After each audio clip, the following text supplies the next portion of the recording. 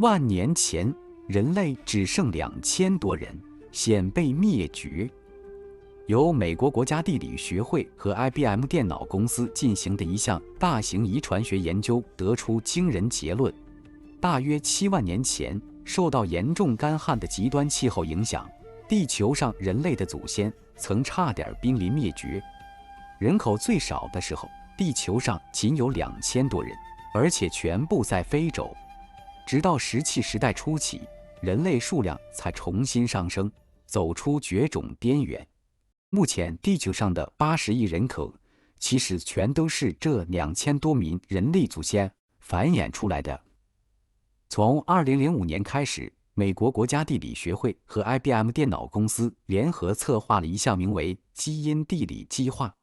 该计划在中国、俄罗斯、印度、法国、英国和澳洲的科学家的协助下，对从全世界50多个不同地区采集的上千例人体 DNA 数据进行分析比较。在经过了研究后，科学家终于得出最新结论：大约7万年前，人类祖先首次从非洲出发，移居到了世界各地。但让人惊讶的是，科学家们指出，当时全世界的人口只剩下2000多人，也就是说，所有现代人类地球上的80亿人口全都是由这2000多名非洲祖先繁衍出来的。科学家此前已研究了人类从母亲身上遗传的线粒体 DNA， 发现现代人类均为20万年前非洲居住的线粒体夏娃的后代。但由于科学家对线粒体夏娃和7万年前人类走出非洲之间的人类情况知之甚少，基因地理计划小组又研究了15万年前至9万年前期间，在非洲南部出现的狩猎人部落闪族人和游牧部落柯伊人的线粒体 DNA， 结果确认出当时人类曾分散成小族群。研究发现，与人类近亲黑猩猩不同的是，几乎所有80亿人的 DNA 基因都是极其相似的。事实上，随便抽出一组黑猩猩比较一下，它们的基因差异都比地球上80亿人的基因差异明显。科学家认为，现代人的 DNA 差异之所以如此小，正是因为地球上的80亿人口是由7万年前的2000多个原始人繁衍而来的。参与基因地理计划的科学家估计，7万年前地球上一定发生过某种特殊的变故，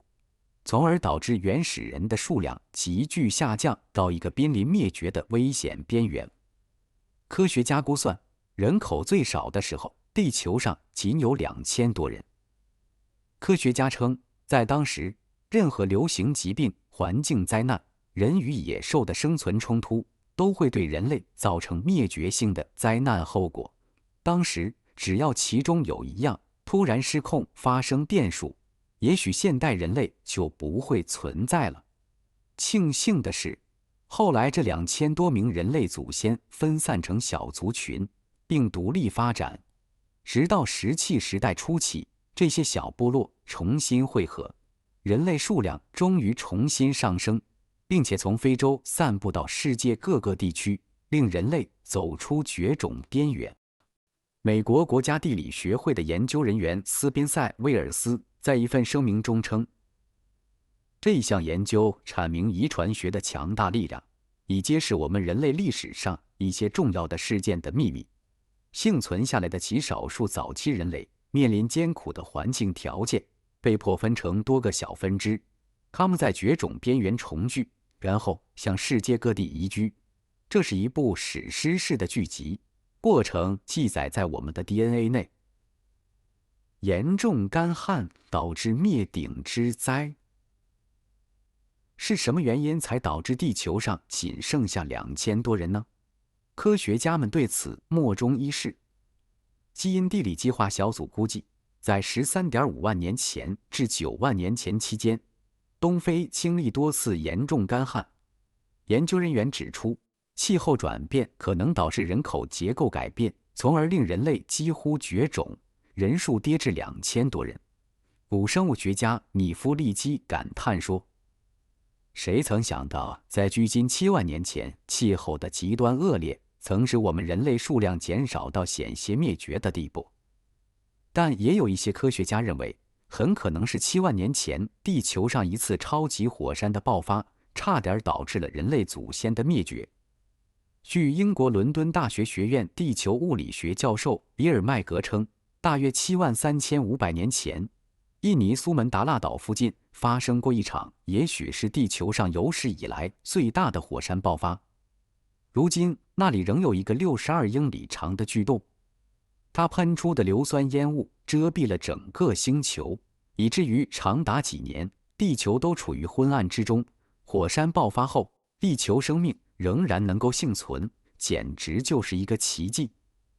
很可能是7万年前地球上一次超级火山的爆发，差点导致了人类祖先的灭绝。地球毁灭性灾难概率为50%。那么，7万年前人类险些灭绝的灾难，在将来是否还会再次发生呢？英国剑桥大学科学家、英国皇家荣誉天文学家马丁·里斯称，地球无时无刻不在面临着各种可能的毁灭性灾难，包括小行星撞击、核恐怖、生化武器等。而下一场超级火山的爆发也只是个时间问题而已。但马丁·里斯认为，人类最大的危险可能还是由人类自己引发的，譬如核恐怖、生化武器失控等。马丁·里斯说，100年前我们并不知道还有核危险，但现在我们知道了。100年前我们不知道病毒还可以在实验室中制造，但现在我们也知道了。也许人类自己的疏忽和愚蠢会毁了我们自己。马丁·里斯认为，在今天，人类遭遇毁灭性灾难的概率已从100年前科学家们估计的20%上升到了50%。